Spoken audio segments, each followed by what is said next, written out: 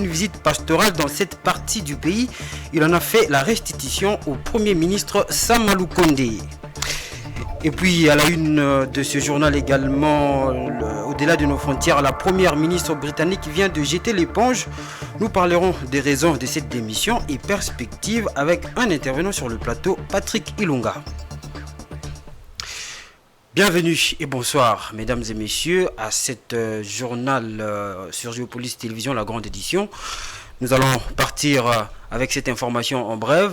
Après la ville de Londres où il a effectué une visite de travail de 2 jours, le chef de l'État est arrivé ce jeudi 19 octobre à Accra pour une visite d'État, une visite qui a pour objectif de renforcer la coopération bilatérale entre Kinshasa et Accra. Elle vise aussi à poursuivre les discussions entamées entre les deux chefs d'État lors du sommet de Rotterdam sur l'adaptation au changement climatique en Afrique. Et puis on va parler de la situation sécuritaire à Kwamout dans la province de Mai-Ndombe. Le cardinal Fridolin Ambongo qui vient d'une tournée dans ce coin de la République et des retours à Kinshasa, il a rencontré le Premier ministre Sama Lukonde pour lui faire la synthèse de sa visite pastorale. Il s'est livré à la presse à l'issue de son tête-à-tête avec le chef du gouvernement. Suivez. J'avais fait une visite pastorale, la première fois le long du fleuve, jusqu'à Kwamout Cité. Et j'ai continué ma visite jusqu'à Massiakwa, sur la rivière Kwa. De retour ici, j'avais estimé que ma visite devrait être complétée par la partie terre. Et j'avais pris l'avion la semaine passée jusqu'à la ville de Bandundu. Et de Bandundu, j'avais fait la route RN 17, Bandundu, Massiambio, jusqu'à Mongata, sur la route principale. J'ai eu à rencontrer nos frères et sœurs qui sont dans cette partie et j'ai eu des observations qui me paraissaient importantes et avant de faire quoi que ce soit, j'avais estimé qu'il était tout à fait légitime que j'échange avec le Premier ministre là-dessus, ce que j'ai fait. Merci. Toujours à la primature, mais avec un autre sujet, la commission climat du bassin du Congo veut avoir une position commune des pays membres lors de la COP27.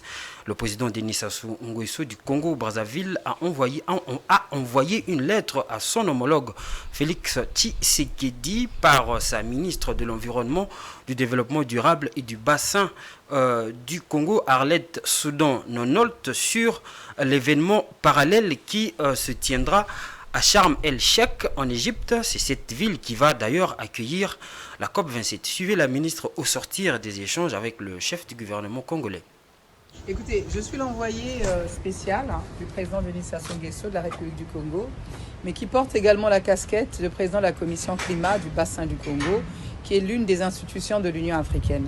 Il m'a envoyé remettre une lettre une lettre adressée à son Excellence Monsieur le Président de la République démocratique du Congo, Monsieur Antoine Félix Tshisekedi. Et j'ai eu l'immense honneur d'avoir été reçu par son Premier ministre, qui venait de me recevoir pour lui remettre ce courrier du président Sassou, dans lequel il est abordé le futur événement parallèle qui se tiendra à Sharm el-Sheikh, en République arabe d'Égypte, relatif à tout ce qui porte sur le climat. Nous, 54 États africains, au travers de 3 commissions dédiées sur les questions de climat, les chefs d'État, donc nos chefs d'État, ont décidé donc d'avoir un lieu de concertation, avoir un nouveau narratif qu'ils vont porter, dans le cadre du plaidoyer, parce qu'aujourd'hui, le bassin du Congo, pour ne parler que de notre zone géographique, nous portons 10% de la biodiversité mondiale. Le bassin du Congo, que vous connaissez de par sa superficie, étant le second poumon écologique après l'Amazonie, mais de par son stock et de séquestration de carbone, aujourd'hui c'est le premier en matière de stock carbone aujourd'hui net de la planète. Et donc nous voulons aujourd'hui dire au reste du monde que nous ne quémandons pas, Nous disons simplement aux pays riches que nous voulons un partenariat qui soit un partenariat qui prenne en compte également notre besoin, tout comme le leur, d'aller vers une transition énergétique. Autre chose dans ce journal, une semaine après la publication du rapport de l'ITIE de l'initiative pour la transparence dans les industries extractives, ITIE. En sigle, le gouvernement Samalou Kondé a donné ce jeudi sa réaction officielle après l'obtention par la RDC d'un score général élevé de 85,5 points dans la mise en œuvre dans la norme ITIE 2019. Le ministre du Plan, Christian Mandou Timba, qui parlait au nom du gouvernement de la République, s'en félicite et en appelle à maintenir le cap. Reportage d'Idoni Bonali. La République démocratique du Congo a obtenu le 13 octobre dernier un score général élevé de 85,5 points dans la mise en œuvre de la norme ITIE 2019. C'est la conséquence logique des progrès que le pays a réalisés en termes de transparence, d'impact dans la gestion des ressources naturelles, mais aussi de l'engagement des parties prenantes dans la mise en œuvre de la norme ITIE. Le gouvernement congolais se félicite une semaine après la publication de ce score et en appelle à maintenir les caps. C'est un sentiment de fierté, mais aussi une exhortation à maintenir le cap et à maintenir l'effort. Quelles sont les conséquences de ces bons scores réalisés par la RDC? C'est un élément important pour attirer les investisseurs parce que ça démontre à suffisance que nous sommes dans un processus transparent, en tout cas dans l'industrie extractive. Vous savez très bien que beaucoup d'investisseurs fuient les pays où il n'y a pas de transparence par peur d'être indexés pour des questions notamment de blanchiment de capitaux. Donc, le fait que nous ayons un score élevé montre que les gens peuvent venir investir sans avoir peur d'être indexés pour blanchiment de capitaux notamment. Et que nous rassurons même les gens qui peuvent les financer qu'un certain nombre de contrôles est fait pour qu'ils payent ce qu'ils déclarent et qu'ils publient tout ce qu'ils doivent publier et qu'il n'y a rien à cacher dans les opérations que ces entreprises qui veulent investir dans ce secteur, dans notre pays, est cachée. Dans la foulée, le ministre du Plan, Christian Mandou Timba, a fait savoir que ces motifs de fierté ne doivent pas être une occasion pour baisser les bras. Doit-on s'attendre dans la vie économique après la signature par le Premier ministre de deux décrets suspendant la TVA sur certains produits si l'impact immédiat de cette mesure est une baisse probable des prix des biens de consommation sur le marché? La décision du gouvernement pourrait en revanche avoir un contre-coup. Je vous propose d'écouter à ce sujet le professeur Dadi Saleh. Cet expert en économie a été joint par Patrick Ilunga. La taxe sur la valeur ajoutée qui est normalement de 16% et elle a des implications effectivement sur le marché de biens et de consommation.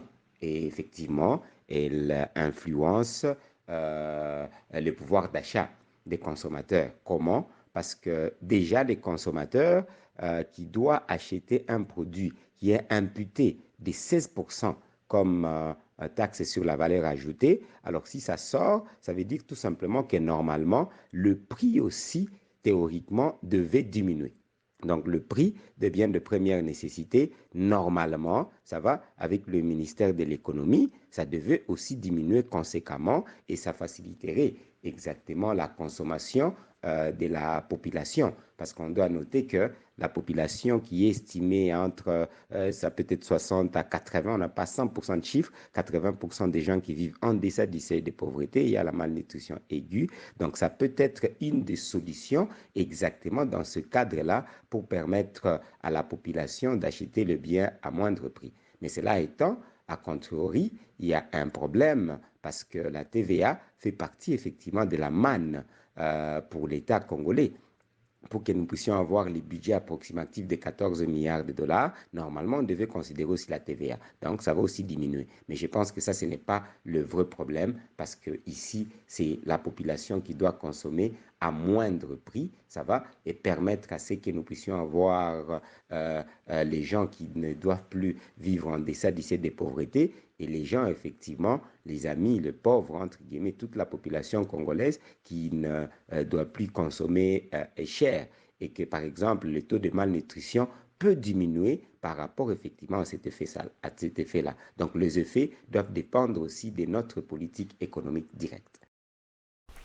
On va parler du commerce extérieur entre la RDC et la Chine dans ce journal. Ça fait déjà 3 ans, jour pour jour, depuis que la Chine a fermé ses frontières à certains ressortissants de la République démocratique du Congo, dont les commerçants, pendant que les Chinois, eux, sont les bienvenus au pays de Lubumba. Quelques députés sont montés au créneau pour dénoncer cette situation avant de réclamer la réciprocité en marge de la célébration des 50 ans des relations entre les deux pays. Commentaire d'Ideni Bonali.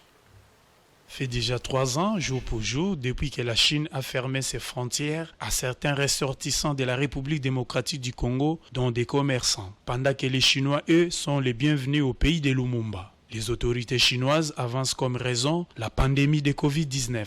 Nous voulons voir clair en ce qui concerne nos relations avec la Chine, parce que ça fait plus de 3 ans aujourd'hui depuis que la Chine nous a fermé les frontières.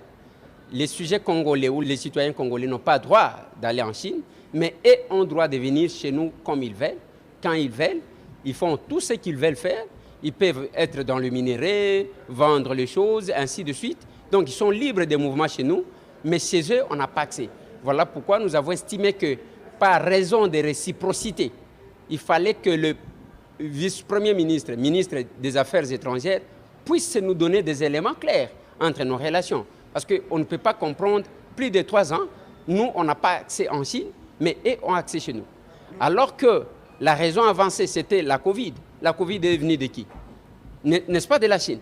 Réponse d'Iberger à la bergère. Ce sont des propos irresponsables et inacceptables. Jusqu'à nos jours, aucune maladie n'a été fabriquée par l'homme. Est-ce qu'on peut dire qu'Ebola est fabriqué par la RDC parce que le virus a d'abord été découvert dans les pays? Absolument non, a déclaré Zhu Jing, ambassadeur de Chine en RDC, sur son compte Twitter.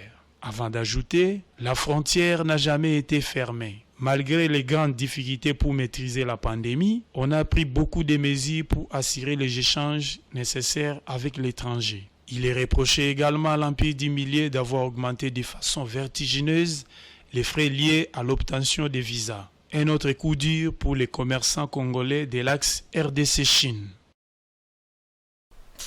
Activité parlementaire. L'Assemblée nationale a rejeté ce mercredi 19 octobre la motion de défiance contre le ministre des Transports, Voies de communication et désenclavement RDC, Chéribin Okende, après un long débat sur la pertinence et l'opportunité de cette motion.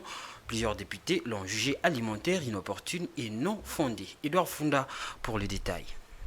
Serein dans son attitude, Chéribin Okende a de manière succincte répondu aux préoccupations des élus nationaux, initiateurs et signataires de la motion contre lui.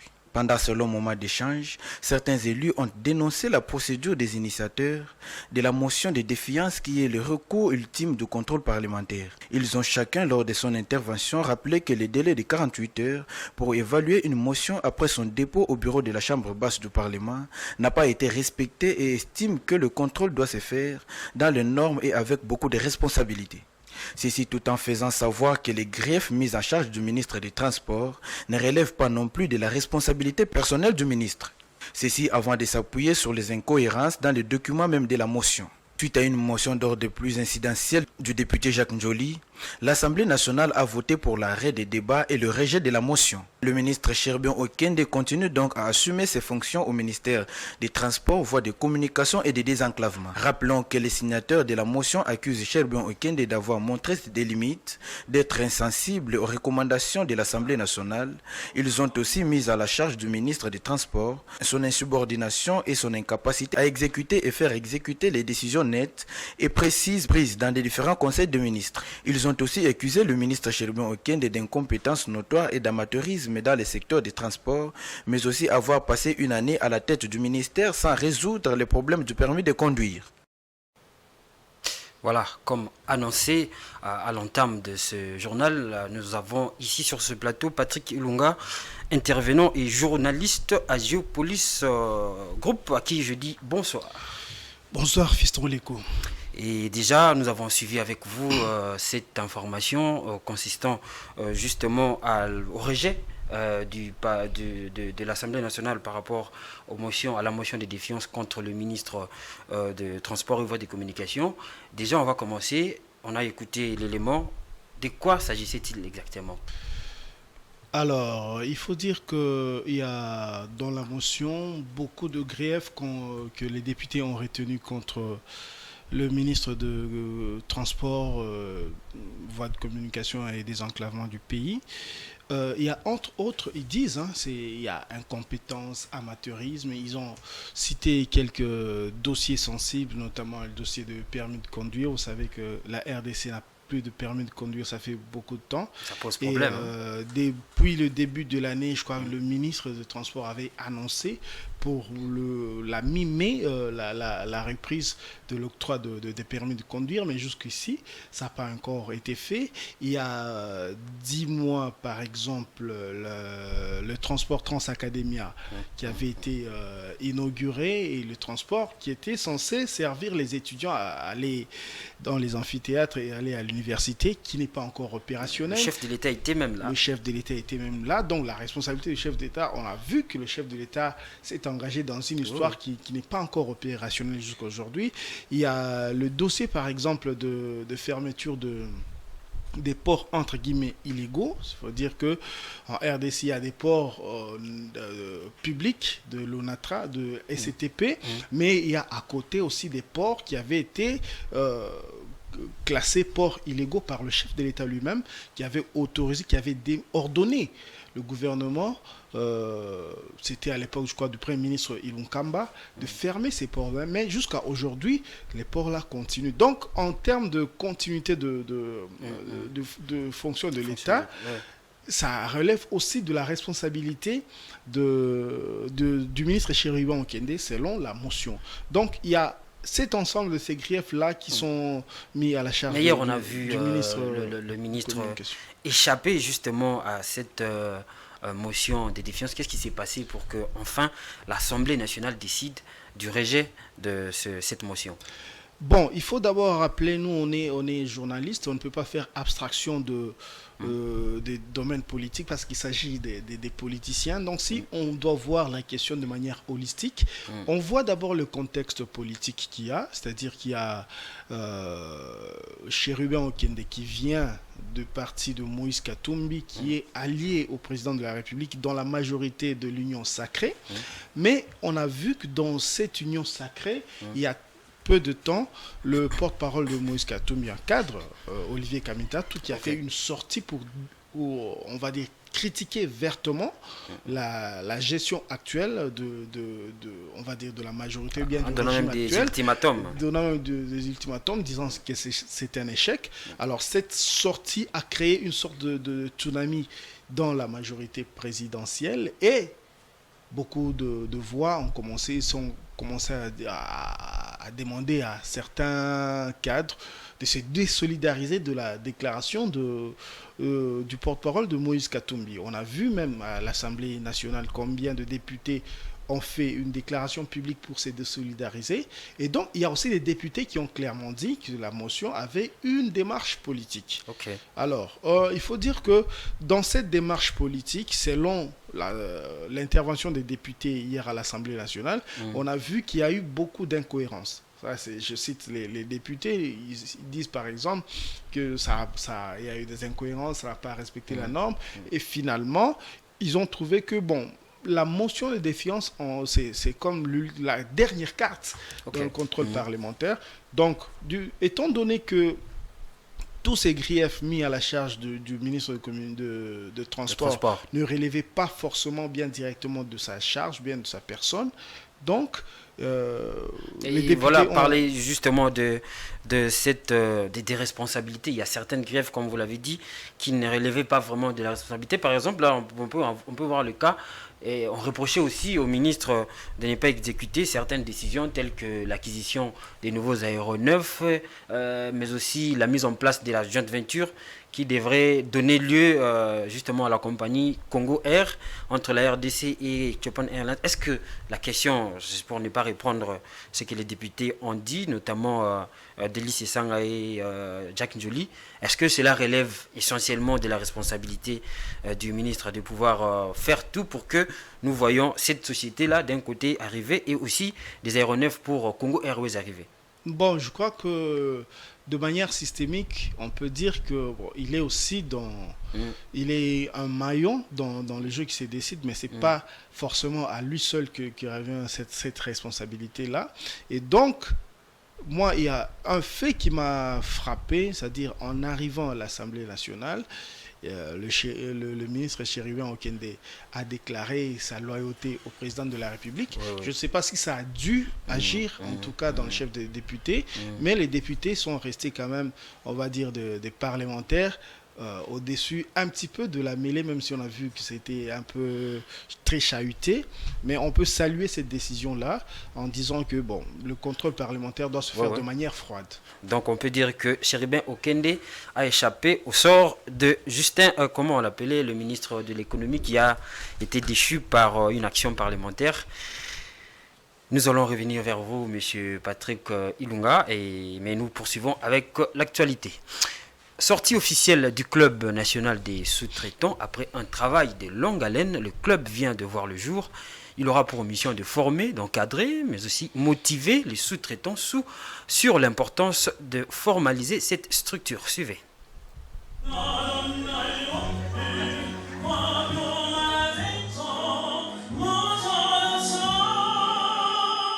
Hier, un rêve, aujourd'hui une réalité.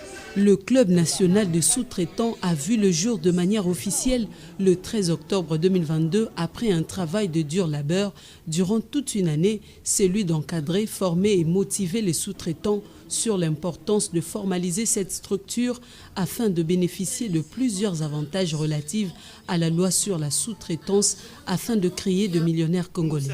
Déterminé à travailler de manière formelle pour solidifier l'entrepreneuriat local en particulier et promouvoir les PME en général, tel est le vœu émis par la Chambre de mines et le sous-traitant pour la matérialisation de ce club qui est désormais un canal par lequel les Congolais œuvrant dans le secteur économique, particulièrement dans la sous-traitance, peut accéder facilement aux richesses de son sous-sol.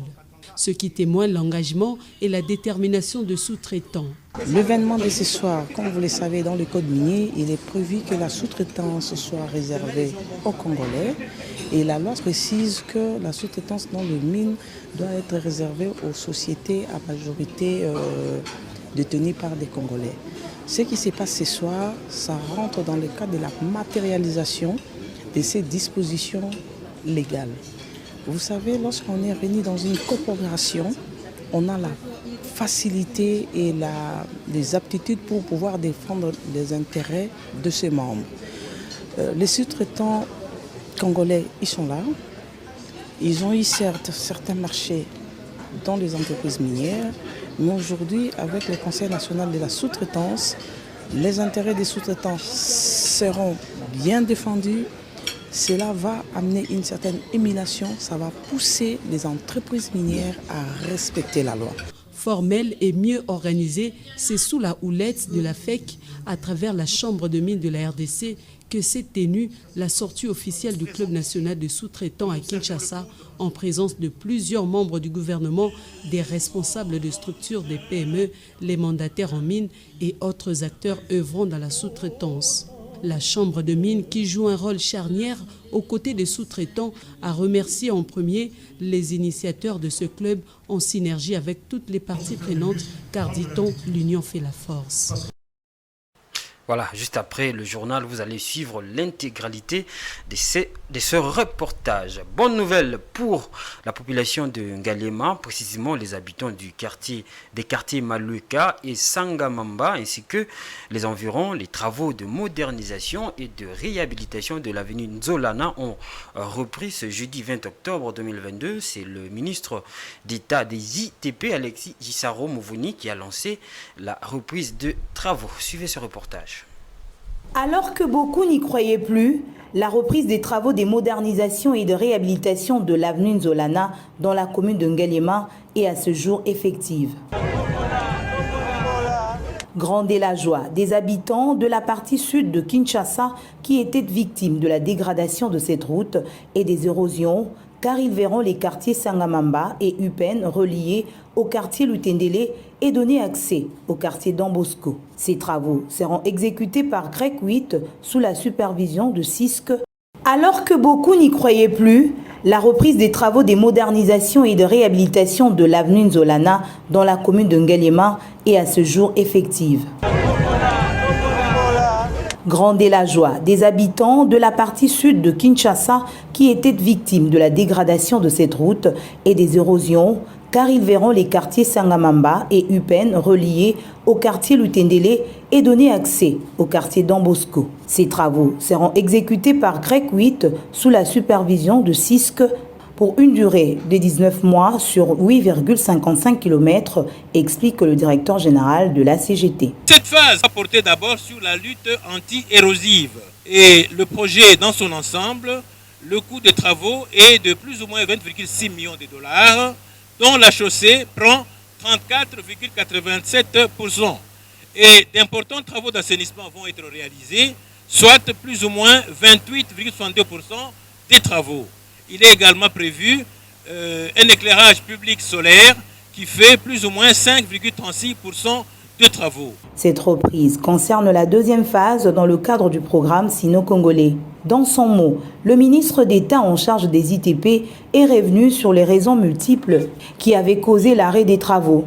Le plus important reste la reprise, a insisté Alexis Guissaro-Mouvouni. C'est ici pour moi l'occasion de rappeler à la CICOMINE, à CISC, à l'Agence congolaise de grands travaux, que désormais, il faudra prendre toutes les dispositions pour qu'un projet, une fois lancé, s'exécute sans arrêt jusqu'à son terme. Ce projet vient matérialiser la vision du chef de l'État, Félix Tshisekedi, qui met la reconstruction des infrastructures au centre de ses préoccupations. On va parler encore des infrastructures, cette fois-ci dans la province du Haut-Katanga, où le gouverneur de cette entité a inspecté quelques chantiers de voirie urbaine à Likasi ce jeudi. Jacques Kaboula est passé tour à tour sur l'avenue Lubumbashi et l'avenue circulaire dans la commune de Chituru, où il a instruit aux sociétés qui exécutent les travaux d'accélérer l'exécution avant que les grandes pluies ne commencent. Reportage. La route Lubumbashi subit régulièrement des transformations. Un battant des deux bandes muni d'un séparateur avec lampadaire solaire au milieu de la voie. Sur les 3,5 km, il ne reste que 270 mètres à asphalter et où se concentrent actuellement les travaux entre les avenues Ngouba et Chituru. Le gouverneur de province est descendu ce jeudi 20 octobre 2022 inspecter ces travaux. Jacques Ablakato a reçu toutes les explications sur leur avancement. Il a demandé à l'entrepreneur d'accélérer les travaux pour qu'avant les grandes pluies, cette voie fortement fréquentée soit totalement achevée. À son passage, ces grands travaux ont été salués par les compatriotes de Likasi. Poursuivant sa ronde, l'Union Indio-Katanga se rendra dans la commune de Chituru, sur l'avenue circulaire, près de 3 km de route en boucle seront asphaltées. Cette boucle relie la SNCC à l'UCS. Tous s'activent sur le terrain pour faire avancer les travaux, concentrés pour l'instant à l'assainissement avant l'asphaltage de la chaussée. Le gouverneur de province a apprécié la qualité des caniveaux en bétons armés pour une bonne canalisation des eaux et la protection de la voie. Jacques Ablakato multiplie donc ses descentes sur le terrain pour que dans un délai raisonnable, toutes les routes dont les travaux ont été amorcés soient achevées selon le planning du gouvernement provincial du Haut-Katanga. On va quitter les infrastructures pour parler justice. Tué par balle le 22 février 2021 par une embuscade dans la province du Nord Kivu, le procès du diplomate italien Luca Attanasio a été lancé hier mercredi.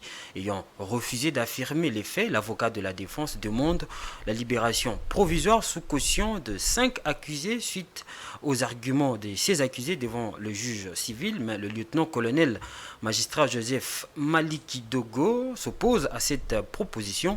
Le tribunal a renvoyé le procès pour le mercredi 26 octobre. Du meurtre le 22 février 2021 de l'ambassadeur d'Italie en République démocratique du Congo, lorsqu'un convoi des Nations Unies est tombé dans une embuscade dans l'est du pays, les débats ont tourné entre autres autour de la compétence du tribunal militaire en charge du dossier. Pour la défense, les 5 accusés ne sont pas devant leur tribunal puisque ne faisant pas partie des forces de l'ordre. Le ministère public constata très bien que ce sont des civils bien identifiés. En les arrêtant, ils ne disposaient d'aucun effet militaire. Devaient tout naturellement le déférer devant leur juge naturel, qui est un juge civil. L'avocat a demandé aussi la libération sous caution de ses clients. Pour la partie civile, par contre, l'usage d'armes de guerre lors de l'attaque du convoi est suffisant pour justifier le choix du tribunal militaire. Je suis très certain que la défense a consulté le dossier. Il s'est réalisé qu'effectivement, il y a eu usage d'armes de guerre.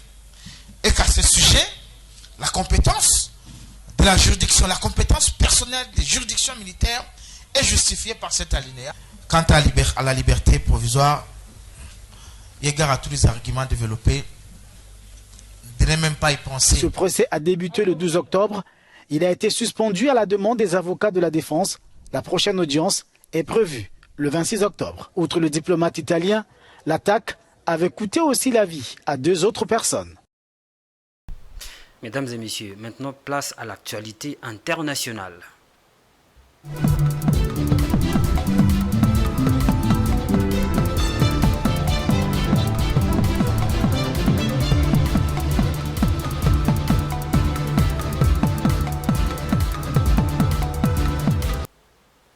L'actualité internationale nous emmène à une date mémorable, 20 octobre 2011, 20 octobre 2022. 11 ans déjà depuis la disparition de Mohamed Kadhafi, l'ancien président libyen était considéré comme le leader du combat anti-impérialiste pour sa lutte en faveur de l'émancipation du continent africain. À l'occasion de cette journée historique, l'on se pose une question sur ce que l'on peut retenir du combat mené par cette personnalité africaine. Le dramaturge et écrivain congolais Kach Katende en parle au micro d'Enoch Issei. Merci beaucoup pour cette occasion. Kadhafi nous manque beaucoup, nous qui aimons l'Afrique, et l'Afrique ne peut se développer qu'en étant ensemble.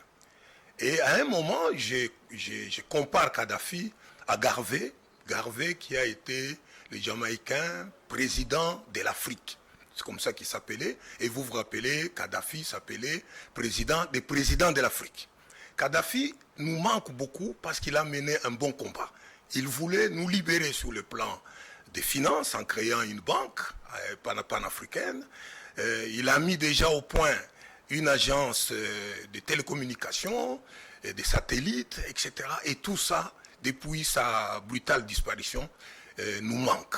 Donc nous sommes des orphelins parce que nous avions un père, quelqu'un qui avait de très bonnes idées de développer l'Afrique ensemble. Ce n'est qu'ensemble. Nous avons presque tous les minéraux, nous avons beaucoup de terres arables. Si nous les mettons ensemble, ainsi que l'électricité, etc., c'est une puissance. Et nous avons tout perdu.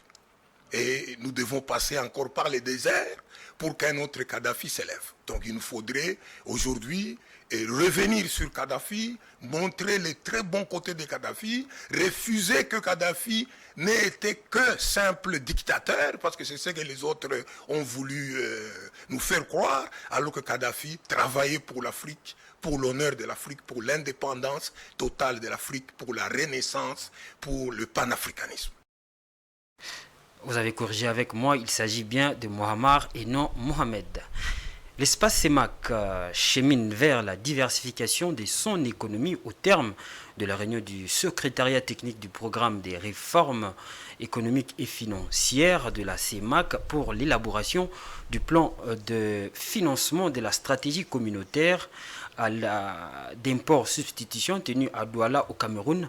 Les différents délégués ont adopté un plan de financement de la stratégie communautaire à hauteur de 642 milliards de francs congolais pour booster la production agricole. Les détails avec Edouard Funda. L'espace CEMAC achemine vers la diversification de son économie. pour la mise en œuvre de la stratégie communautaire à hauteur de 642 milliards de francs CFA afin de booster la production et la transformation du manioc dans la sous-région. 6 mesures ont été définies et structurées autour de 29 actions et 32 critères de réalisation. Parmi elles, la subvention de l'acquisition des équipements et des intrants, la création et l'accompagnement des unités de fabrication locales. L'espace SEMA compte près de 8 000 millions de barils de réserves pétrolières. Le Congo et le Gabon mènent les balles des plus grands producteurs de cet espace communautaire. Dans son rapport annuel 2020 publié le 7 janvier 2022, la BEAC, la Banque centrale de la région, indique un recul de la part du secteur pétrolier dans les produits intérieurs bruts. Pour le président de la commission de la CEMAC, l'avenir est dans la diversification des économies. La filière manioc pourrait en grande partie jouer ce rôle. Concernant l'accroissement de la commercialisation du manioc, il a été adopté comme mesure d'assurer le désenclavement des bassins de production du manioc par extension des voies d'accès au marché, de promouvoir l'organisation des marchés et des chaînes d'approvisionnement, d'améliorer la gouvernance de la filière manioc et de construire des marchés transfrontaliers. L'actualité au-delà du continent africain, tout a débuté hier, mercredi, dans la Chambre de communes où la première ministre britannique a été hurlée par l'Assemblée, par la Chambre de communes lors de son intervention dans l'hémicycle. Liz Truss a enfin cédé à la pression par une démission qui vient 6 semaines après sa nomination. La perte de son poste fait suite à sa politique économique qui n'a pas marché, avec des conséquences négatives sur la vie socio-économique au Royaume-Uni. Suivez. C'était hier, mercredi après-midi, à la Chambre des communes. Huée par les députés, Liz Truss brûlait ses dernières cartouches. Je suis une battante, pas quelqu'un qui abandonne. Quelques heures plus tard, la voici, seule à Downing Street, pour annoncer ce qui semblait inévitable. Je reconnais qu'étant donné la situation, je ne peux pas remplir le mandat pour lequel j'ai été élu par le Parti conservateur. J'ai donc parlé à Sa Majesté le Roi pour l'informer que je démissionne de mon poste de chef du parti. Je resterai Premier ministre jusqu'à ce qu'un successeur ait été choisi. Je vous remercie. Attaqué de toutes parts, conspué par la presse, même conservatrice, au plus bas dans les sondages, pour Liz Truss, la situation était devenue intenable. Pourtant, il y a 44 jours, l'ancienne ministre des Affaires étrangères de Boris Johnson était arrivée au pouvoir sur une promesse simple. Malgré la flambée des prix, elle allait relancer la croissance. Le 23 septembre, son ministre des Finances, Kwasi Kwarteng, présente un plan économique ambitieux. Il prévoit des dizaines de milliards de baisses d'impôts. Problème, personne ne comprend comment ce plan va être financé. Les marchés s'affolent, la livre plonge, les taux d'emprunt flambent et la Banque d'Angleterre doit intervenir. De ce mini-budget qualifié d'amateur, Liz Truss ne se remettra pas. Pour calmer la tempête, elle nomme un nouveau ministre des Finances qui détricote le programme économique à intervenir. De ce mini-budget qualifié d'amateur, Liz Truss ne se remettra pas. Pour calmer la tempête, elle nomme un nouveau ministre des Finances qui détricote le programme économique initial. Oubliez les baisses d'impôts, les Britanniques craignent désormais le retour de l'austérité. À Westminster, l'opposition attaque sans ménagement. Les baisses d'impôts envolées. Le gel des prix de l'énergie pendant 2 ans disparu. La crédibilité économique disparue. Et son supposé meilleur ami, le ministre des Finances, il est parti lui aussi. Ils sont tous partis. Alors pourquoi est-elle encore là ? Au sein même du Parti conservateur, les dissensions s'exposent au grand jour. Le gouvernement sombre dans le chaos. Mercredi soir, la ministre de l'Intérieur démissionne. Le coup de grâce. Qui maintenant pour... Voilà, je vous rappelle que nous sommes ici sur plateau avec Patrick Ilunga, avec qui nous commentons l'actualité. Cette fois-là, nous allons commenter cette démission de la première ministre britannique. Et je rappelle aussi que vous êtes journaliste à Géopolis Télévision. Déjà, Patrick Ilunga, pourquoi Liz Truss a-t-elle démissionné ? Bon, d'abord, on va dire que bon, notre garde congolais a été braqué ces 2 jours sur la Grande-Bretagne parce que le président de la République était là jusqu'à hier. Justement. Donc, comme par hasard, cet événement est arrivé. Donc, ça a attiré notre attention tout de suite. Bon, il faut dire que la Première ministre a décidé d'abord d'appliquer la politique pour laquelle elle avait été élue. Okay. Donc, la réduction d'impôts qui devait être financé par des emprunts d'État. Il y en a qui disent que c'était un financement pas très clair. Et donc, cette décision, ce qui a suivi par après, c'est une sorte de tsunami économico-socio-politique qui a finalement coûté son poste à Liz Truss. Elle a commencé à vouloir faire volte-face au Parlement. Elle a notamment limogé, vous venez de suivre cet élément tout à l'heure, elle a notamment limogé son ministre des Finances, qui était son ami personnel. Elle a commis la grave erreur maintenant de vouloir faire pression sur les députés. Vous savez, le Royaume-Uni, Angleterre, c'est régime parlementaire. Le Parlement est tout puissant. Et ça a dû créer des dissensions internes, même dans son propre parti, le Parti conservateur. Et donc, elle a voulu faire voter la loi sur l'énergie de schiste, le gaz de schiste. Elle a voulu faire passer, on va dire, forcer la main aux députés.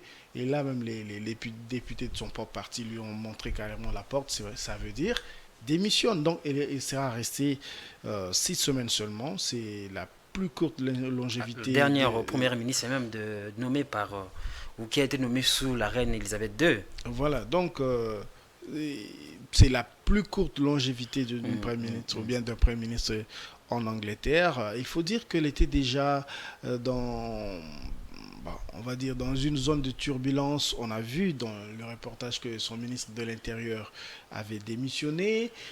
Alors Patrick Ilunga, à quand la désignation du prochain Premier ministre? Si vous permettez, je termine très très vite, parce qu'il faut dire que après la démission avant même la démission de son ministre, je disais qu'il avait limogé le ministre des Finances. Mais pour comprendre ça, il faut remonter jusqu'au 23 septembre. 23 septembre, lorsque le ministre des Finances présentait le mini-budget, en tout cas le programme de mini-budget qui avait fait craindre en tout cas le dérapage socio-économique. La livre sterling, qui est la devise là-bas, la livre sterling avait chuté à son niveau le plus bas, le taux d'emprunt ont flambé, la Banque d'Angleterre a dû intervenir pour empêcher que les choses se dégénèrent dans une sorte de crise financière énorme. Et donc le pays actuellement enregistre le taux d'inflation de 2 chiffres, ils sont à 10%, il est à 10%, et selon la Banque d'Angleterre, ce taux pourrait aller jusqu'à 20% en 2023. Et l'Angleterre pourrait entrer en récession l'année prochaine. La livre sterling, qui s'est changée à 1,40 $ avant le Brexit, la sortie de l'Angleterre dans l'Union européenne, maintenant est à 1,16 $. Donc, vous voyez, la monnaie a fortement chuté. Voilà, donc les produits, même le prix des produits de première consommation, même première nécessité, ont flambé. On va dire c'est un tsunami généralisé en Angleterre. Alors, votre question... C'était par rapport à quand on va... la désignation, bien évidemment, du nouveau premier ou de la nouvelle première ministre, on ne sait jamais. Voilà, selon les dernières infos, ça va intervenir le 28 octobre prochain, c'est-à-dire dans 8 jours. Alors, une question pour qu'on se sépare carrément. Quels sont les probables candidats? Alors, en fait, étant la presse britannique, on a vu qu'il y a un nom qui a émergé. L'actuel ministre des Finances, c'est lui qui a remplacé le ministre qui a été limogé, Jeremy Hunt. Bon, en fait, il est arrivé, il a commencé d'abord à critiquer le programme de son Premier ministre et le ministre des Finances. Et donc, il commençait à prendre un peu du poids et de l'envergure dans l'opinion et aussi bien dans le parti conservateur. Donc, on est en train de citer Jeremy Hunt. qui sera peut-être le probable Premier ministre après, le probable successeur de Liz-Truss. Mais on cite aussi un certain Penny Mordaunt, excusez-moi si j'écorche le nom, qui est le ministre, je crois, chargé des relations avec le Parlement. Mais on cite aussi le turbulent ou bien le troublion Boris Johnson qui pourrait revenir. Qui va faire son grand retour. Merci beaucoup Patrick Ilunga pour votre intervention. Je rappelle aux téléspectateurs qu'avec vous, nous avons décortiqué l'actualité, notamment la question de la démission de Liz Truss, la première ministre britannique, mais aussi ici au pays la question du rejet, bien évidemment, du motion de défiance contre le ministre des Transports, Cherubin Okende. Merci beaucoup. C'est à moi de vous remercier. Bon. Voilà, enfin, parlons un peu du sport à présent avec les interclubs de la CAF, cette organisation du football africain qui a procédé mardi du tirage au sort de la Coupe des Confédérations des 3 clubs congolais concernés par ce tirage. Connaissent déjà les adversaires, notamment le FC Saint-Ola-Lupopo, le DCMP et le TP Mazembe. Et voilà, ça c'était l'actualité d'hier. Aujourd'hui, on va parler justement de l'AS Vita Club qui se qualifie pour la phase des groupes de la Ligue des champions de la CAF après sa victoire au tir au but face au Rai Club de Kadiogo, 4 tirs contre 3. 0 but partout était le score à l'issue du temps réglementaire. Blessed Kuzola. Le Moscovite de l'AS Vita Club ont réussi à se qualifier en phase de groupe de la Ligue des champions de la CAF. Opposé à Rai Club Kadiogo du Burkina Faso, c'est jeudi 20 octobre 2022 au stade de Martyr pour le compte du match retour de la Ligue des champions de la CAF. Le Bonamongo ont réussi à se qualifier au tir au but, ce après un match nul de 0 but partout pendant 90 minutes. En effet, les Moscovites ont mis au fond 4 tirs contre 3 côté burkinabé. Avec cette victoire, le homme de Raoul Chungu accède en phase de groupe de la Ligue des champions de la CAF. L'ASV Club est d'ailleurs l'unique club congolais à se qualifier en phase de groupe de la Ligue des champions cette saison, car le TP Mazembe a été éliminé le week-end dernier par l'équipe ougandaise de Vipers. Reversé en CD, le Rai Club Kadiogo du Burkina Faso affrontera en match aller et retour l'équipe congolaise du FC Saint-Eloi-Lupopo. Voilà, c'est la fin de cette grande édition du journal sur Géopolis Télévision. Avant de nous quitter, je vous en rappelle les titres. Insécurité à Kwamout, le cardinal Ambongo vient d'une visite pastorale dans cette partie du pays. Il en a fait la restitution au Premier ministre Sama Lukonde. Et puis, au-delà de nos frontières, la première ministre britannique vient de jeter l'éponge. Nous en avons parlé avec Patrick Ilunga sur les raisons, mais aussi les perspectives. Ce journal est complètement terminé. Merci de l'avoir suivi. À nous revoir prochainement.